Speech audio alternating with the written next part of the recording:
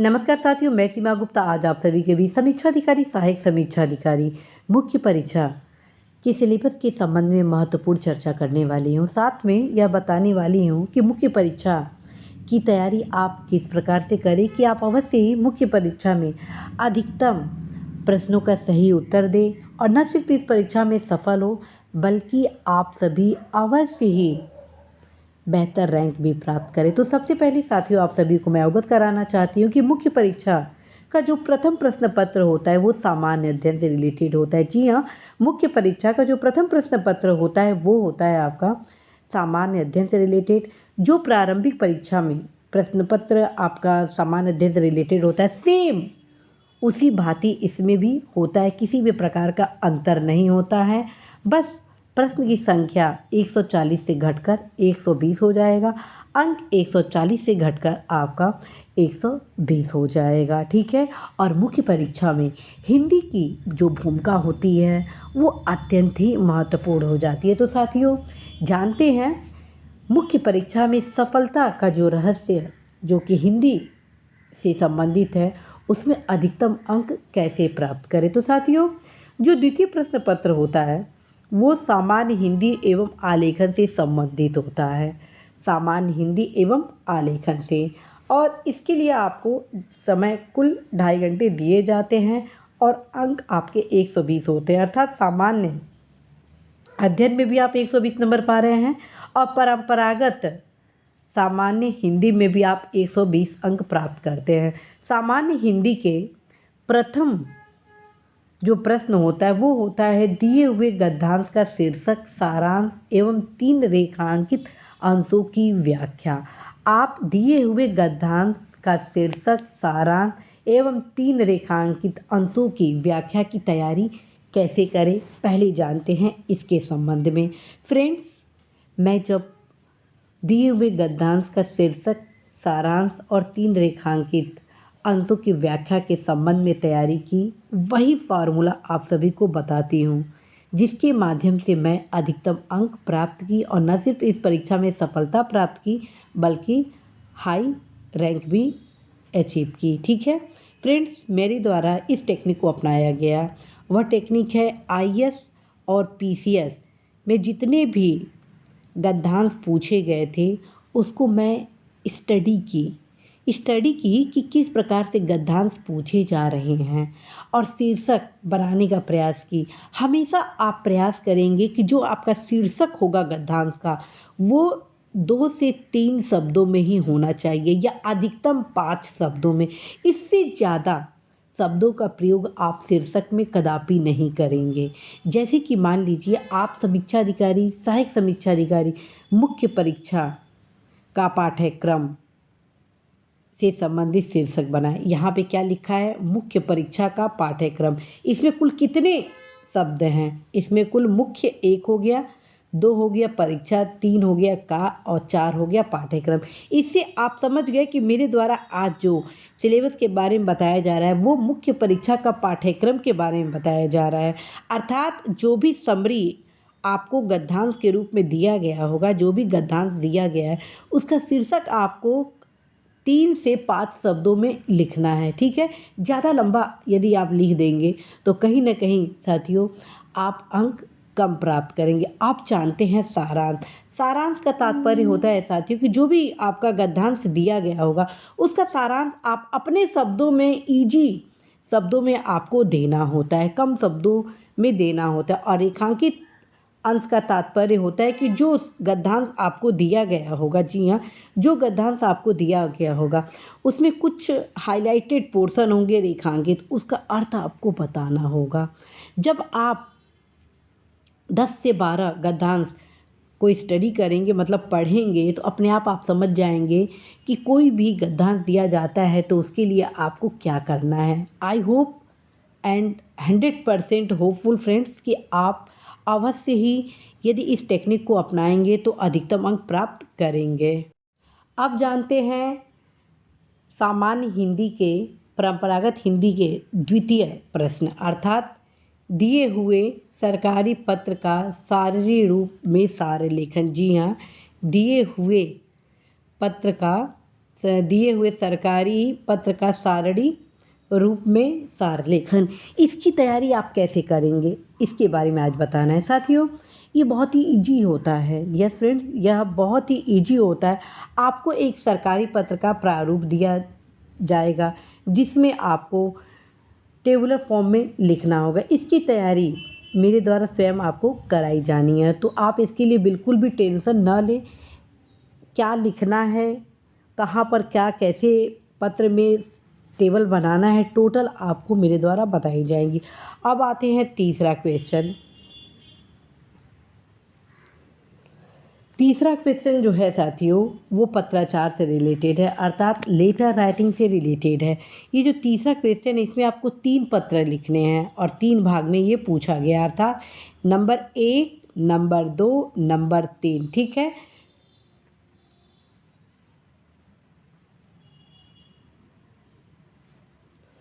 Number 1 में आपका शासकीय और अर्धशासकीय पत्र है। नंबर 2 में कार्यालय आदेश, ज्ञाप, परिपत्र है। ठीक है। नंबर 3 में विज्ञप्ति, टिप्पण, प्रतिवेदन और अनुस्मारक है। साथियों ये सारे पत्र बहुत ही इजी है। जी हाँ फ्रेंड्स, ये जो भी पत्र हैं बहुत ही इजी हैं। पहले तो मैं आपको बताना चाहती हूँ कि इसमें से कई ऐसे पत्र हैं जो हूबहू एक समान हैं, जैसे कार्यालय आदेश और ज्ञाप के जो प्रारूप होते हैं लगभग एक समान है, तो इसमें बहुत ज़्यादा आपको मेहनत नहीं करनी है। दूसरी चीज़, ये जो परिपत्र होता है साथियों, परिपत्र का जो प्रारूप होता है वो किसी भी रूप में आप लिख सकते हैं, चाहे वो शासकीय पत्र में लिख सकते हैं, अर्धशासकीय पत्र के रूप में लिख सकते हैं, कार्यालय आदेश के रूप में लिख सकते हैं या ज्ञाप के रूप में लिख सकते हैं।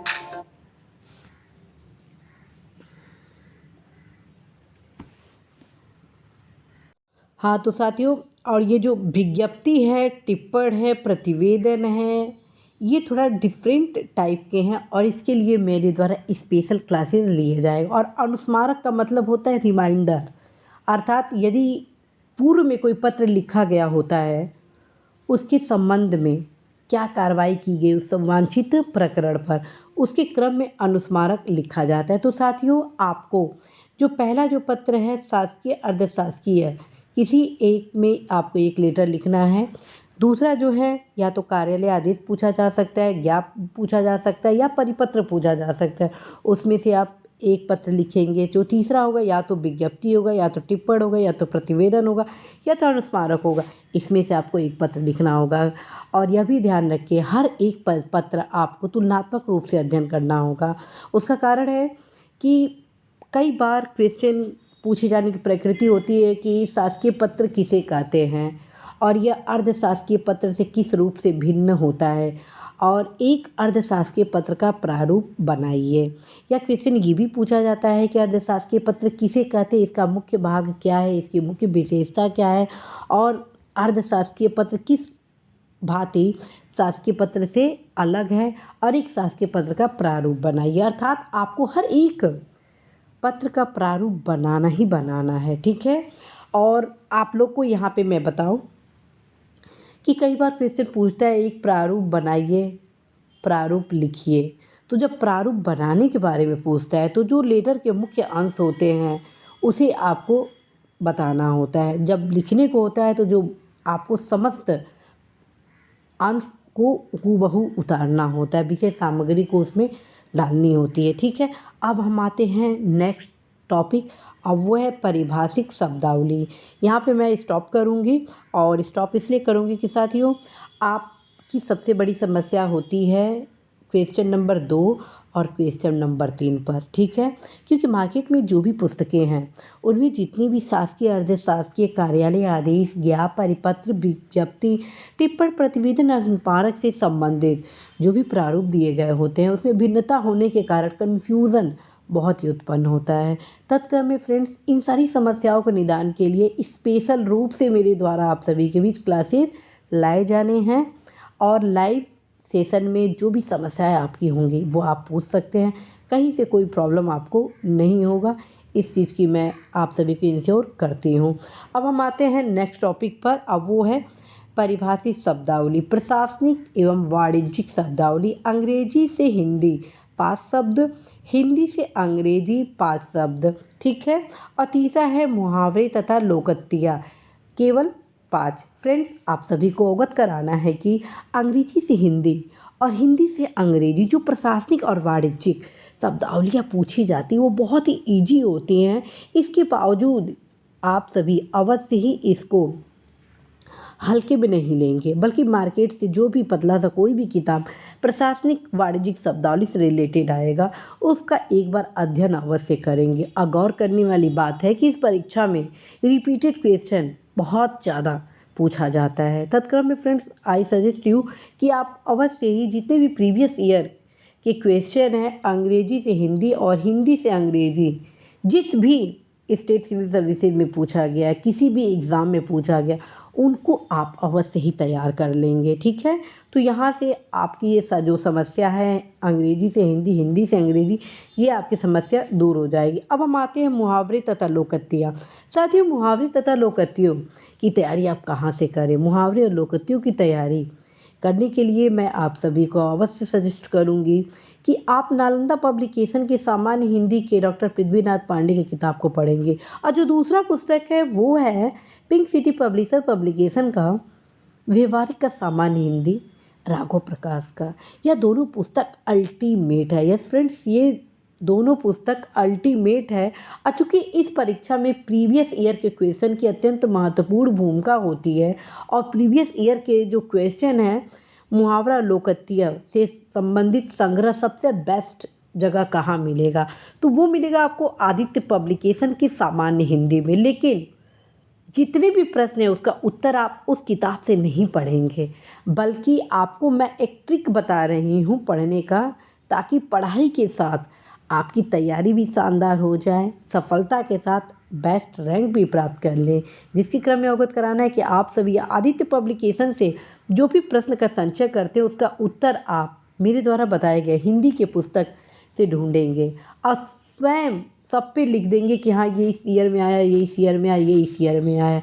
जब ये प्रक्रिया आप अपनाएंगे तो 100% फ्रेंड्स आपका जो सबसे ये जो टफ पोर्शन होता है सामान्य हिंदी का, जब आप पहली बार पढ़ते हैं तो बहुत ही ईजी हो जाएगा। और मैं आप सभी को इंश्योर करती हूँ कि यदि आप प्रत्येक दिन 1 से 2 घंटा हिंदी को देते हैं या 1 घंटा ही बस देते हैं तो आप कोई भी क्वेश्चन गलत नहीं करेंगे, बशर्ते आप सभी सतत रूप से हिंदी की तैयारी करेंगे। अब हम आते हैं कंप्यूटर ज्ञान पे। साथियों, कंप्यूटर ज्ञान भी आप सभी के लिए बेहद महत्वपूर्ण है और इसके लिए मैं आप सभी को अवगत कराना चाहती हूँ कि कंप्यूटर ज्ञान के लिए आप सभी कोई भी मार्केट से पतला किताब ले लेंगे और एज वेल एज जो प्रीवियस के जितने क्वेश्चन हैं उसका तैयारी करेंगे। अब हम आते हैं आपके ऑब्जेक्टिव। ध्यान रखें, जो द्वितीय प्रश्न पत्र होता है मुख्य परीक्षा हॉल में, जब आप परीक्षा हॉल में बैठेंगे और जब सेकंड पेपर सामान्य हिंदी का दे रहे होंगे तो आपको परंपरागत हिंदी से संबंधित प्रश्न पत्र दिया जाएगा और एग्ज़ाम ख़त्म होने के पहले आधे घंटे पहले आधे घंटे के लिए आपको इस प्रश्न को अर्थात ऑब्जेक्टिव पेपर भी साथ में आपको डिस्ट्रीब्यूट किया जाता है, अर्थात आपको दिया जाता है, ठीक है। और ये आपका ऑब्जेक्टिव टाइप का होता है, वस्तुनिष्ठ टाइप का होता है, ठीक है। अंतर क्या होता है प्रारंभिक परीक्षा और मुख्य परीक्षा? प्रारंभिक परीक्षा में एक और टॉपिक होता है और वो टॉपिक होता है पर्यायवाची, ठीक है। लेकिन वो टॉपिक मुख्य परीक्षा में नहीं है, अर्थात प्रारंभिक परीक्षा में 6 टॉपिक आपके ऑब्जेक्टिव टाइप के होते हैं। विलोम, वाक्य वर्तनी शुद्धि, अनेक शब्दों के एक शब्द, तत्सम, तद्भव और विशेष से विशेष है, ठीक है। और हर एक टॉपिक के लिए 6-6 शब्द अर्थात 6-6 क्वेश्चन पूछा जाएगा। और ध्यान रखें, हर एक क्वेश्चन आपके लिए अत्यंत महत्वपूर्ण है क्योंकि हर एक क्वेश्चन आपको सफलता दिलाएगा, हर एक क्वेश्चन आपको असफलता दिलाएगा। इसलिए साथियों मैं कहती हूँ कि तैयारी हमेशा संपूर्ण करिए। अब हम आते हैं हिंदी निबंध। जी हाँ, अब हम आते हैं हिंदी निबंध। फ्रेंड्स, आप में से बहुत सारे ऐसे युवा हैं जिनका यह प्रश्न है कि मैम क्या निबंध इंग्लिश में लिखना आरंभ कर दूं? अभी से साथियों आप सभी को अवगत कराऊं, यहाँ पे क्या लिखा है, हिंदी निबंध, अर्थात आपको जो निबंध लिखना है वो हिंदी में ही लिखना है। ठीक है, आपको जो निबंध लिखना है वो हिंदी में ही लिखना है। ठीक, अब हम आते हैं टॉपिक।